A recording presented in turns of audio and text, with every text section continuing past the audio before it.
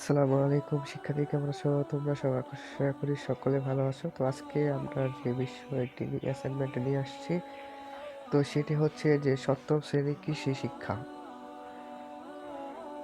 তো আমরা একটু প্রশ্নটা একটু তোমাদের পরে শোনাচ্ছি। তো অ্যাসাইনমেন্ট নির্ধারিত কাজ 1, বাংলাদেশের মানুষকে মাছে ভাতে বাঙালি বলা হয় কেন? খ নাম্বার, একটি সমাজ গঠন করতে কৃষি কিভাবে ভূমিকা পালন করে? গ হচ্ছে কিভাবে সেচের পানির অপচয় হয়? ফল গাছের গোড়ায় এবং শাকসবজি ক্ষেতে কোন কোন পদ্ধতিতে সেচ দেওয়া হয়? রুট ছটক ও সায়ন বলতে কি বুঝো? দুটি সবুজ সারের নাম। আরেকটা সৃজনশীল আছে, সিয়াম তার বাড়ির মরিচ গাছ চাষ করে। মরিচ গাছগুলো বাড়ার সাথে সাথে গাছের পাতাগুলো বিপন্ন হয়ে সমগ্র পাতায় ছড়িয়ে পড়ে। এই অবস্থা দেখে সিয়ামের চাচা পরিমিত মাত্রায় সার প্রয়োগ করতে দেন। ক সিয়ামের টবে কোন পুষ্টি অভাব ঘটেছে ব্যাখ্যা করো। খ সিয়ামের চাচা পরামর্শ মূল্যায়ন করো। তো এই প্রশ্নগুলো করা হয়েছে প্রথম অধ্যায় থেকে, দ্বিতীয় অধ্যায় এবং তৃতীয় অধ্যায় থেকে। তখন আমরা উত্তর চলে যাচ্ছি। এক নম্বর প্রশ্নের উত্তর ক, বাঙালি পরিচয় হচ্ছে মাছে ভাতে বাঙালি। মাছ ও ভাতের সাথে বাঙালি সম্পর্কে বহুকাল। বাংলাদেশ কৃষি প্রধান দেশ। কৃষির প্রধান একটি অংশ জুড়ে রয়েছে ধান চাষ। অন্যদিকে বাংলাদেশ নদী, নাল, বিল, খাল বিল ও হাওর বাওর এদেশে। ফলে প্রকৃতিভাবে মিঠা পানির মাছের বৈশিষ্ট্য ধন্য এই দেশ। এই কারণে বাঙালির খাদ্য তালিকায় মাছের প্রধান রয়েছে। মাছ পালন ও উৎপাদন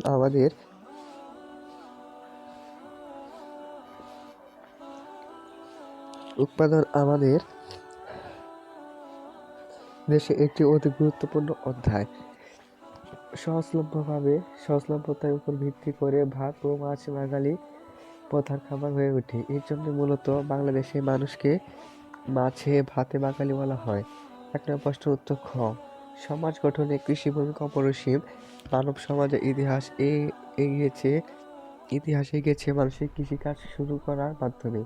মানুষের খাদ্য, বস্ত্র, আবাসন ইত্যাদি মৌলিক প্রয়োজন মেটানোর জন্যই কৃষি উৎপাদন প্রধান উৎপাদন ব্যবস্থা হিসাবে গড়ে তোলা হয়েছে। কৃষক কৃষিকাজ করে ফসল ফলায় এবং মাঠ থেকে ফসল সংগ্রহ করে বাড়ি আনে। কৃষি নিয়ে বাড়িতে আনা ফসল যত্ন করে সংরক্ষণ করে। গ্রামের মহিলারা গ্রামের মহিলারা এস গ্রামের মহিলারা নিজ বাড়িতে হাঁস মুরগি পালন করে। পুরুষেরা গবাদি পশু খামার, হাঁস মুরগি খামার, কৃষি উৎপাদন করে থাকেন। আদি যুগে পরিবারের সদস্যরা সক্ষমতা ও সুবিধা অনুযায়ী পরিবারের কাজগুলো করতেন। এভাবে মানুষের মাঝে বিভাজন এর সুবিধা তৈরি হয়েছিল। মানুষ ফসল পরিচর্যা করে ফলন বৃদ্ধি করতে শিখল। ফসল বেশি দিন সংরক্ষণ রাখার বিভিন্ন উপায় সম্পর্কে অভিজ্ঞতা ও দক্ষতা অর্জন করলো। ফলে কৃষির পরিধি ও পরিসর বৃদ্ধি পেতে থাকলো। কৃষির কারণে মানুষ বেশি পরিবেশ সচেতন হয়েছে। এভাবে একটি সমাজ গঠনে কৃষি গুরুত্বপূর্ণ ভূমিকা পালন করে। এক নম্বর প্রশ্নের উত্তর গ, জমিতে পানির ঘাটতি হলে সেচ না দিলে ফসল উৎপাদন ব্যাহত হয়। এই সেচে পানি বিভিন্ন ভাবে অপচয় হয়ে থাকে। যেভাবে সেচের পানির অপচয় হয় তা নিচে দেওয়া হলো।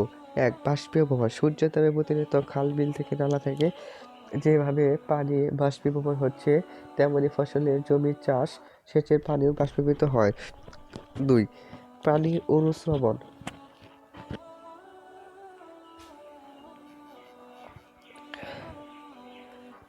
সেচের পানি মাটির স্তর ভেদ করে সোজাসুজি নিচের দিকে চলে যাওয়াকে পানির অনুশ্রবণ বলে।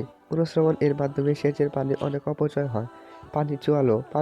চুয়ানো হল পানির অনুশ্রবণ এর অনুরূপ। এর মাধ্যমে সেচের পানি অপচয় হয়।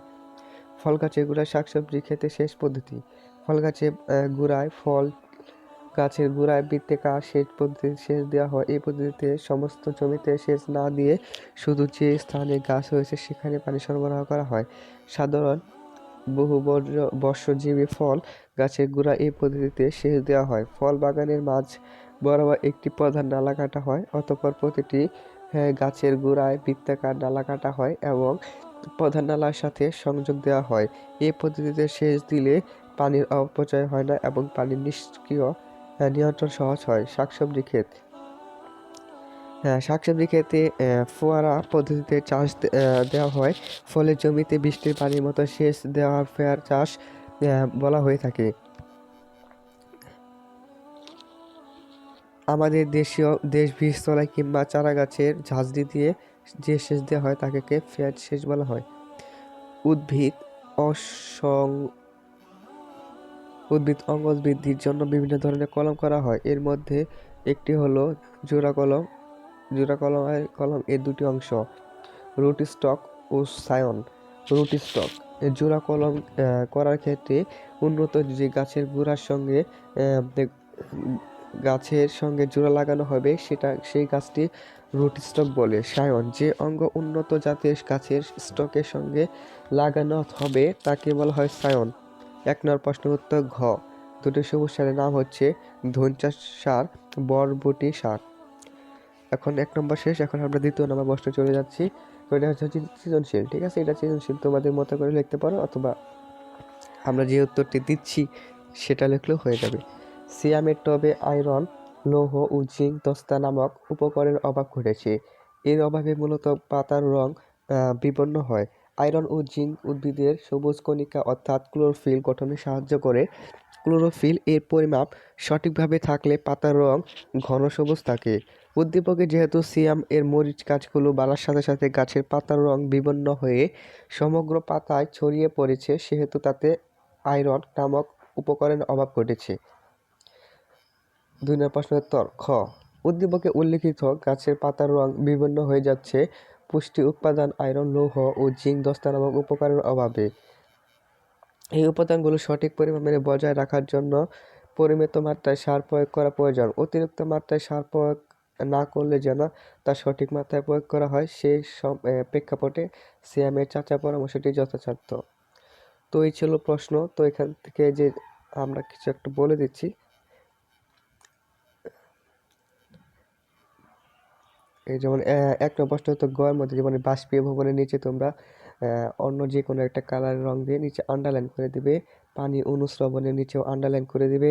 পানি চোয়ানো এই নিচেও আন্ডারলাইন করে দিবে। ফল গাছের গোড়ায় আন্ডারলাইন করে দিতে হবে। শাকসবজি ক্ষেতের নিচেও আন্ডারলাইন করে দিবা। তারপর হচ্ছে রুট স্টকের নিচে দিতে হবে এবং সায়ন। এগুলোতে যদি নিচে আন্ডারলাইন করে দাও তাহলে এগুলো দেখতে খুবই ভালো দেখা যাবে। তো আজকে এই পর্যন্তই। আশা করি আমাদের ভিডিওটি ভালো লাগছে। যদি ভালো লাগে থাকে তাহলে অবশ্যই আমাদের চ্যানেলকে সাবস্ক্রাইব করে পাশে থাকবে। ধন্যবাদ সবাই।